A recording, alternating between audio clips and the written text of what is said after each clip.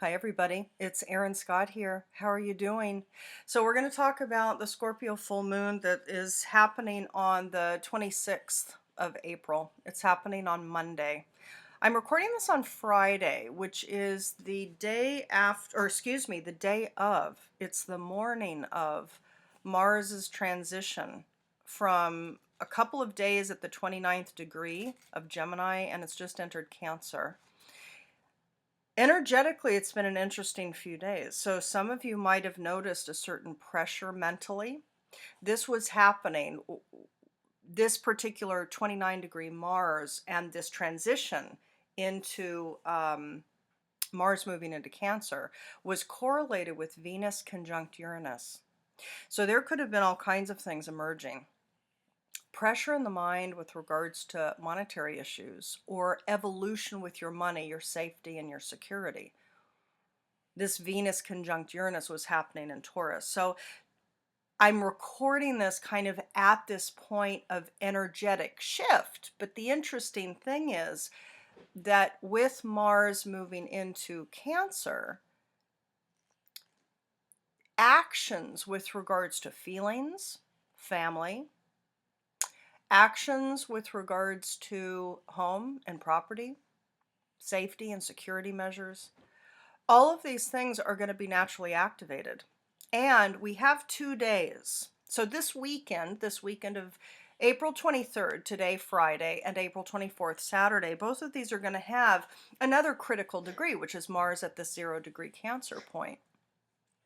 So what I would say to all of you is be mindful of making rash decisions with regards to money or making some sort of decision with regards to something that might not be the long-term best decision. Discernment is required, in other words, because action is kind of pressurized now. So as I'm recording this for you, you want to be mindful through this weekend before we get to the Scorpio full moon on Monday. You want to be mindful. Pay attention to what your drivers are, in other words. Now, the interesting thing is, if we're talking about the Scorpio full moon, it's happening at 7 degrees, 6 minutes Scorpio. And essentially, when we're looking at a full moon, there's something internal that's coming to light.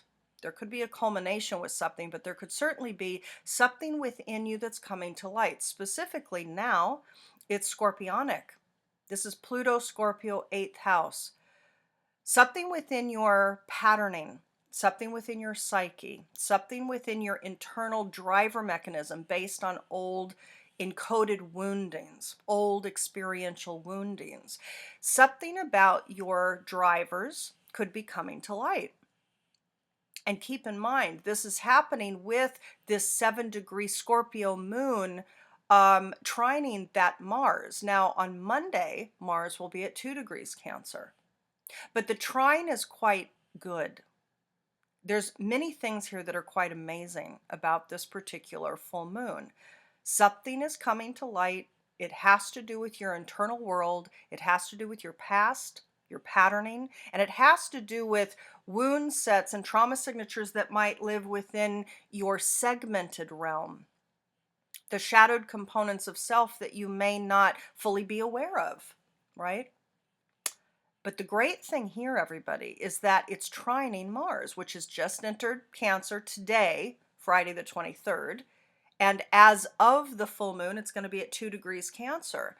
Now, this is located in this 8th house. If we're putting the moon at the ascendant point and we're looking at the energetics of this moon, we're looking at Mars in the 8th, which is the house of Scorpio. And Mars is quite beautiful in the 8th house because this can be a will and a drive and a motivation to go deep within, to get to answers, to unveil truths.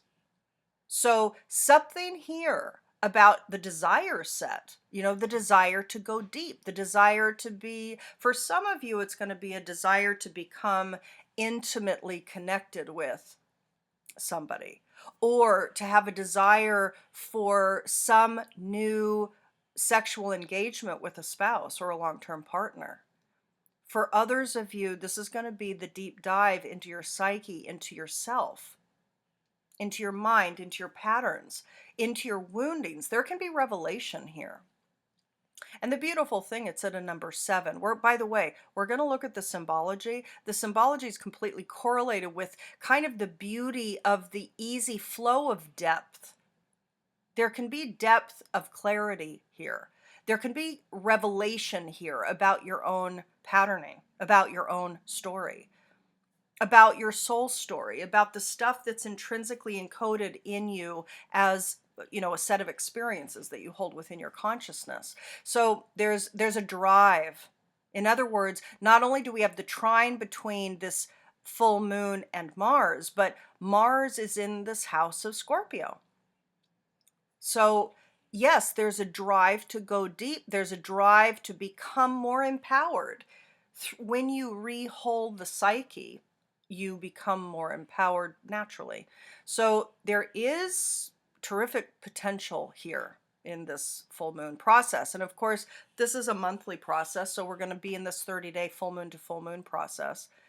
So there will be in the next 30 days clarities, potentially revelations. It will depend on the individual, though.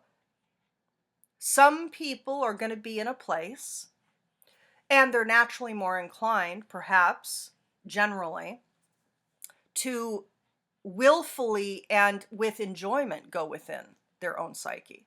Other people resist it. Other people are afraid of it. Other people literally deny it. It depends on your blueprint, but it also depends on where you are in your growth and your evolutionary process. That's the key, because anybody can do this, and anybody can do it and embrace it. It's a matter of how courageous you are, because it does take courage to go in and see your own dark qualities, your dark patterning, and to own all those things, you know. So there does look to be a lot of drive to go into that deep realm. Now, for other people, there is going to be a desire for sex and intimacy, sure, but there's going to be a desire for some sort of a destruction to occur. In other words, there might be something that gets highlighted, something that you become aware of. It could be secrets for some of you. It could be secrets that you become aware of. And then there's going to be a desire to destruct out what is no longer serving you at this time for your path right now. So there will be a desire for some sort of transmutation to occur, some sort of destruction in some cases to occur. There could be a death that's desired here, right? A death of a relationship, or a death of a process, a death of a pattern, a death of a wound, a death of a inner partitioning, a death of something that's no longer serving you. But the number 7 is interesting because just numerologically, it's kind of correlated to trusting the mystery of who you are, and trusting that who you are is correct, that your particular life path with its own processes and woundings, situations and circumstances that have maybe been traumatizing in some cases. There's an awareness here with the number 7, or there can be, that it was, for whatever reason, correct for you. Okay? And to understand that you are the steward of your story. You're holding narratives that live within your consciousness.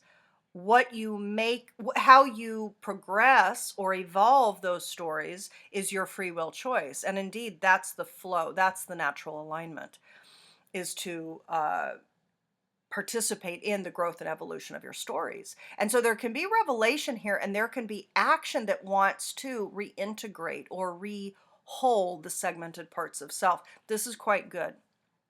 Very good. Now, because of course, the sun here is shown at the opposite point here in Taurus. But look at all of the other planets here in the 7th house, correlated with relationship.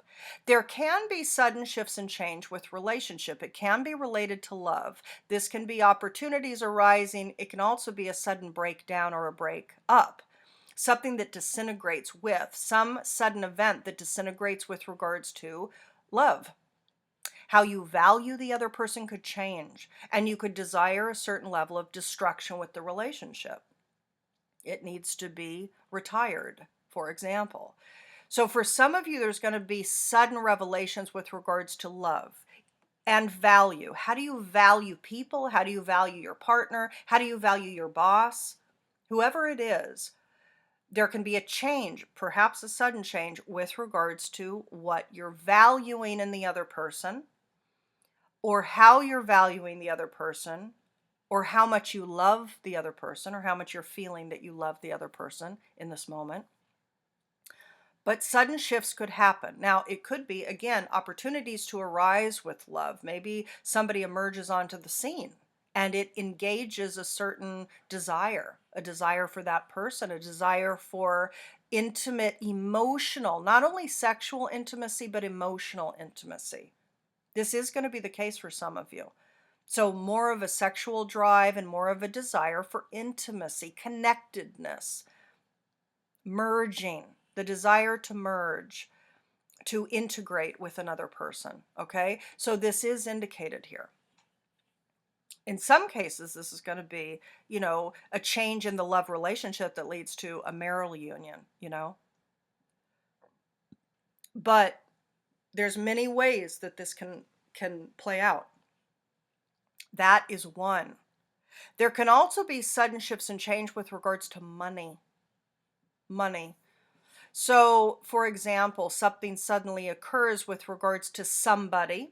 In some cases, this is going to be your marital partner or your long-term partner. In other cases, it's going to be a boss relationship or a client relationship. But there's going to be some sort of monetary shift and change. Now, again, this could be an opportunity to arise financially, meeting a deep desire, okay? Or it can be something else. There can be some awareness to somebody stealing your money that comes about here, right? Some awareness about secretive action, aggressive, secretive, 8th house Scorpio, Pluto action. That can be part of the awareness that's gleaned here. And it can have to do, by the way, I have to tell you, for some of you, there can be some awareness that comes with regards to some aggressive, possibly manipulative processes that have happened with regards to shared resources. So, for those of you dealing with shared money with spouses or with partners, for those of you with loans and other contractual agreements with money, for those of you dealing with inheritance matters, there can be new awareness that comes with regards to actions potentially that have been taken that have been abrupt and dealing with money or involving money. So that's a potential here as well. So how you value people, how people value you, evolution can happen. The desire for evolution with regards to how you're valued based on your new sense of self-value and self-worth, which has been wanting to evolve here. Venus, as I was just talking about, it has been conjunct Uranus at 10 degrees. And so the desire to evolve self-worth, self-value, money, and security issues, how you live, how safe and abundant and held you feel, how comforted you are in the foundation of life that you've built. There's the desire to evolve money and to desire to evolve your sense of self-worth and the desire to evolve your safety, security foundations. And this can involve house, structure, firmament. Now, there's something interesting here as well, which we have this karmic 16-degree Mercury here. Now, what I get is that part of the awareness, something that makes you aware of your own patterning, something that makes you aware of issues of your past, something that makes you aware of where you desire to transform yourself,